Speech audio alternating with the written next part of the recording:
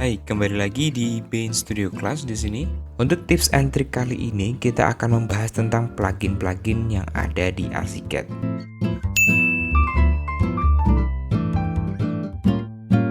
Ada beberapa plugin yang bisa kita pakai loh di dalam Archicad dan itu free. Yang pertama adalah Goodies. Nah, Goodies ini bisa untuk Archicad mulai udah dari 26 hingga Archicad yang di bawahnya. Kita bisa akses ke website dari graphisoft.com, kita masuk ke bagian downloads dan kita masuk ke bagian add-onnya. Goodies adalah salah satu add-on dari Archicad yang dia bersifat free. Di sini ada beberapa yang dapat kita akses ya. Jika kita install Goodies, yaitu 3D Studio In, Accessories, Check Duplicates Tool, Construction Simulation, Interior Wizard, Intersection in Layer Combination, Mesh to Roof Tool, Polygon Counting Tool, Profiler, dan RAL Color System. Kalau kalian menggunakan Archicad di bawah 26, misalnya 25, 24, 23, kalian bisa sesuaikan sesuai dengan downloadan yang ada di sini. Untuk kalian yang sangat suka dengan parametric design, maka kalian harus install banget nih Rhino Grasshopper Archicad Toolset, dimana itu akan menjadi jembatan bagi Rhino Grasshopper untuk masuk ke dalam Archicad. Jadi kita bisa melakukan apa yang kita lakukan di Rhino dan Grasshopper di dalam Archicad. Untuk serinya itu ada di bagian di sini, live connection-nya. Untuk serinya, jika kalian butuh untuk yang versi sebelumnya, maka kalian bisa klik untuk previous download dan kalian bisa scroll untuk kebutuhan kalian yang lain. Ini adalah salah satu add-on yang sangat direkomendasikan dari Bain Studio Class, yaitu Library Part Maker. Ya, Library Part Maker ini free buat kalian yang punya lisensi student. Untuk kalian yang punya lisensi non-student atau profesional, ini harus beli. Library Part Maker ini fungsinya adalah untuk kita yang tidak tahu atau kita ingin membuat objek beserta gambarnya tanpa menggunakan bahasa script GDL, maka kita bisa menggunakan Library Part Maker ini secara langsung.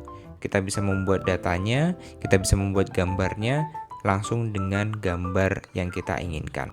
Jika kalian menggunakan Archicad versi sebelumnya, maka Library Part Maker yang bisa kalian pakai adalah bisa kalian download di sini. Lalu ada juga RFA dan RVT Geometry Exchange, di mana kita sering sekali para pengguna BIM Archicad itu suka dibandingkan dengan BIM Revit, di mana kita harus bisa menangkap atau membuat model yang ada di Revit untuk kita bisa masukkan ke dalam Archicad.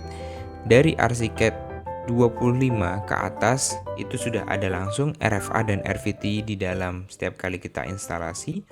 Tapi buat kalian yang masih menggunakan Archicad 24 dan ke bawah, maka kalian bisa download di sini.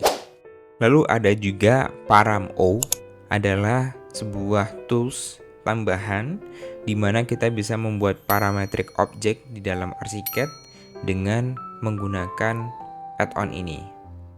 Param-O ini bersifat free untuk kalian yang menggunakan education license, tetapi dia merupakan harus SSA ataupun forward bagi kalian yang sudah membeli secara profesional. Kemudian ada juga add-on untuk kalian bisa konekkan project kalian yang ada di Archicad untuk bisa langsung muncul dalam Twinmotion, untuk kalian bisa kemudian nanti visualkan untuk rendernya seperti ini.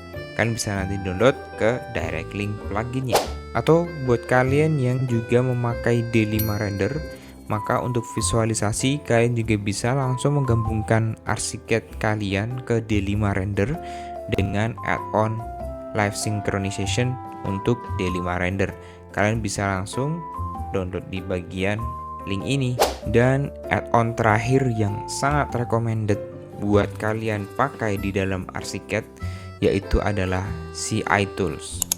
CI Tools ini adalah satu add-on pada Archicad di mana dia mempunyai banyak sekali fungsinya. Yaitu yang pertama, kita bisa membuat doors and window yang kita inginkan. Kita bisa membuat keynote, kita bisa membuat kabinet, kita bisa membuat covering ya. Kemudian kita bisa membuat objektif seperti ini. Kita bisa memanipulasi, mengedit objek pada 3D. Kemudian kita juga bisa membuat untuk electrical, simbol, dan juga schedule-nya. Kita bisa membuat tangga, kita bisa membuat quantity, kita bisa membuat anotasi. Kemudian kita juga bisa membuat shortcut yang bisa kita pakai apabila kalian ingin menggunakan shortcut yang lebih advance, buat property dan juga classification tentang metadatanya. Kemudian ada juga fungsi adalah sebagai transformer, di mana dia akan bisa memirrorkan keseluruhan projectnya. Untuk contoh penggunaan dari add-onnya, nanti kita akan bahas satu persatu di sesi berikutnya. Sampai jumpa di sesi berikutnya. Sekian dulu tentang add-on yang recommended buat kalian pakai di Archicad. Sampai jumpa.